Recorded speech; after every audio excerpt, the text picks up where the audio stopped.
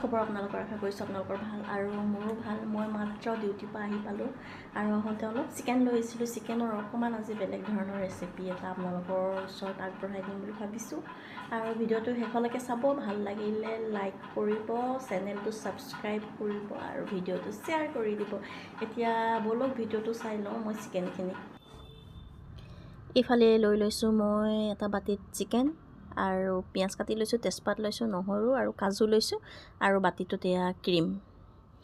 গোটেইখিনি অলপ বাটাৰ দি পেলাইনি পেনখনত ভাজি ল'ম। ভাজি পেলাইনি যদি পেষ্টটো বনোৱা হয় তেতিয়াহ'লে খাবলৈ কাৰণে বহুতেই টেষ্ট হয়। পিঁয়াজ নহৰুখিনি ভাজি পেলাইনি পেষ্ট বনাই ল'লোঁ আৰু চিকেনখিনি অলপ বাটাৰ দি ফ্ৰাই কৰি ল'লোঁ আৰু এটা বাতিত হালধি, মছলা আৰু অলপ নিমখ মিক্স কৰি লৈছোঁ। এটা বাতিত কাজু পেষ্ট বনাই লৈছোঁ আৰু এটা বাতিত এয়া ক্ৰীম। গোটেইখিনি যোগাৰ কৰি লৈছোঁ আৰু এইফালে লৈছোঁ বাটাৰ। এতিয়া বাটাৰ চিকেন ধুনীয়াকৈ বনাম। যিখন পেনত মই পিঁয়াজ নহৰুখিনি ভাজিছিলোঁ সেইখন পেনেই লৈ লৈছোঁ। তাতে অলপ বাটাৰ দি পেলাইনি এতিয়া বাটাৰ আৰু ৰিফাইন মিক্স কৰি দিছোঁ।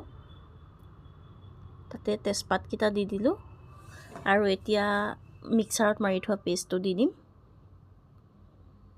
সদায় একেধৰণৰ চিকেন খাই আমনি লাগে, অলপ বেলেগ হ'লে ভাল লাগে খাই।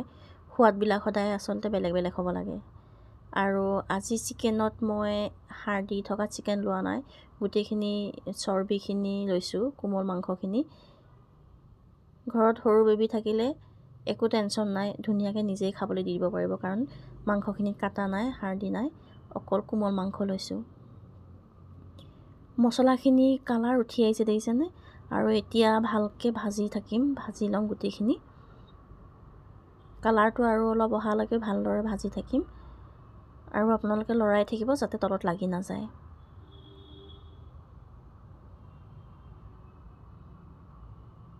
ঠাণ্ডা দিনত এতিয়াতো আৰু ভাল, গৰম গৰম ৰুটি বা ভাতৰ লগত। বেলেগ তৰকাৰী নবনালেও হ'ব, এই গ্ৰেভিটোৱে ভাত খাব পাৰিব ধুনীয়াকৈ।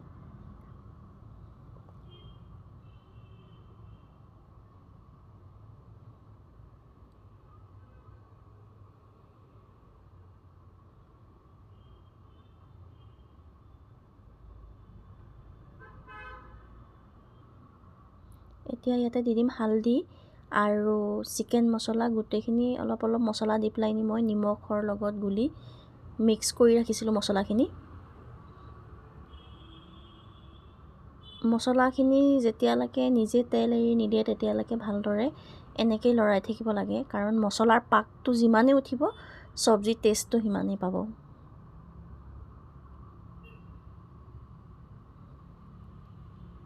কাজু আৰু অলপ যদি ক্ৰীম দিয়া হয় তেতিয়াহ'লে আৰু বেছি টেষ্টি হয়।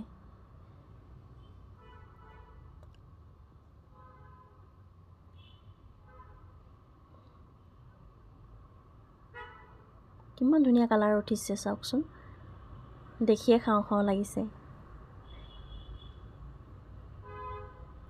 ইয়াতে দি দিম কাজু পেষ্টটো, যোনটো কাজুখিনি মই মিক্সাৰত মাৰি পেষ্ট বনাই ৰাখিছিলোঁ।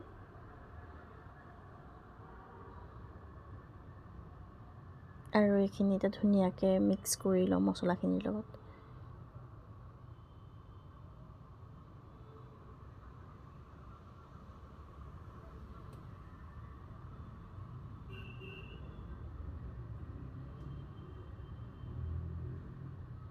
লাহে লাহেকৈ তেলখিনি ওলাই আহিছে, যোনখিনি মছলা মানে পূৰা ফ্ৰাই হৈছে, কালাৰতে গম পোৱা যায়।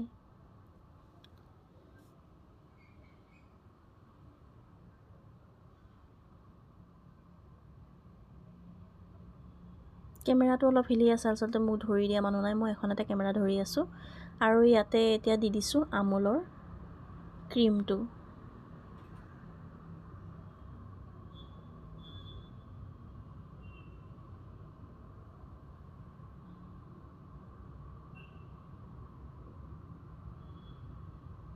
মছলাখিনি ভালকৈ পাক উঠাই ভাজি লোৱাৰ পাছত তৰকাৰীখিনি হ'বলৈ বেছি টাইম নালাগে, কাৰণ চিকেনখিনিও মই ভালদৰে বইল কৰি পেলাই ফ্ৰাই কৰি লৈছোঁ। আপোনালোকে বইল নকৰাকৈ এনেও ফ্ৰাই কৰি ল'ব পাৰে, কাৰণ মছলা এনেই ড্ৰাই ফ্ৰাই কৰিলে মানে তেলত ফ্ৰাই হৈ যায়।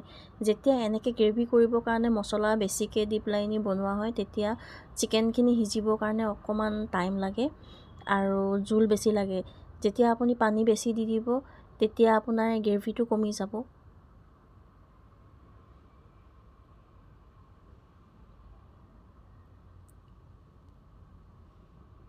চাইডে চাইডেদি কিমান ধুনীয়াকৈ অইলখিনি উঠি আহিছে ওপৰলৈ।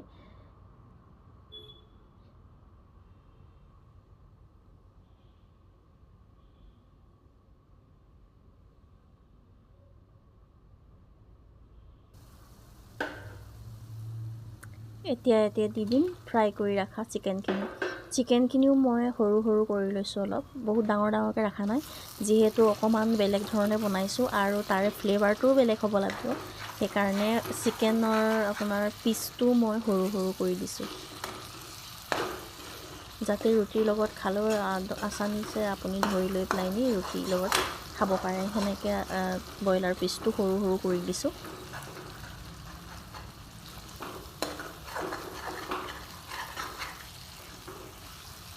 অলপ দেৰি এতিয়া এনেকৈ মই লৰাই দিম, লৰাই পেলাই অলপ সিজাই ল'ম।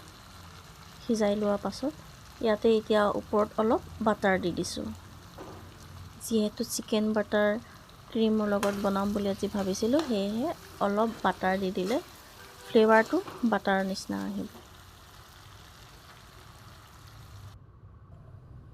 আৰু চিকেনখিনি মোৰ হৈ গ'ল, এয়া বাতিত উলিয়াই ল'লোঁ। কিমান ছফ্ট হৈছে আপোনাক এক পিচ ভাঙি দেখুৱাই দিম, চাওকচোন ধুনীয়াকৈ সিজি গৈছে। আৰু আজিলৈ এৰিছোঁ, বাই বাই।